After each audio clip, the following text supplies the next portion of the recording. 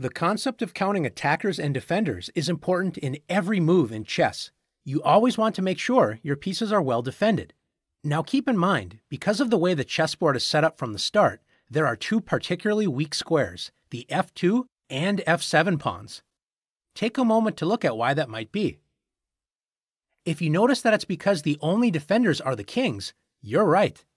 A lone king is not a strong defender, so in many games of chess, a quick attack on the vulnerable f-pawns can sometimes be effective. Let's take a look at one of the most classic examples of a quick f7 attack. White plays e4, opening up the bishop and queen, as well as controlling the center. Black fights for control of the center with e5. White plays knight f3, attacking the e5 pawn, and black plays d6, protecting the pawn. Now white plays bishop to c4. What do you notice about the placement of white's light-squared bishop? It's pointing directly at the weak f7 pawn. Black needs to be careful, but in this case doesn't do so and plays a6, with the slow idea of playing b5 and attacking the light-squared bishop. But this idea is too slow. Notice black has only moved pawns, and white continues to gain a lead in development by bringing another piece into the game with knight to c3.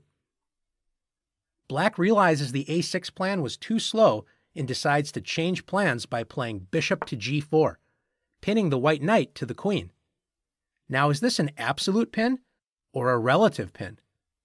It's a relative pin, so white plays the crazy-looking knight takes e5.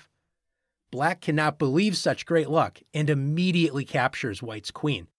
But what would happen if black would have captured white's knight with d takes e5 instead?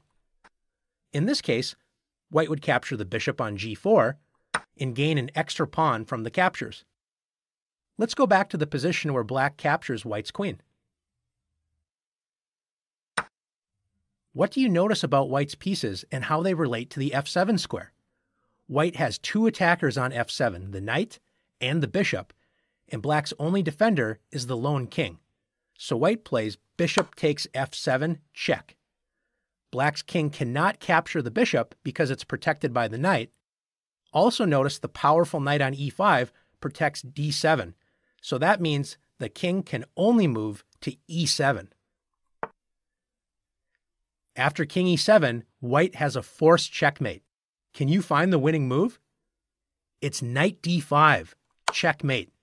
All three of white's developed pieces work together to checkmate the black king.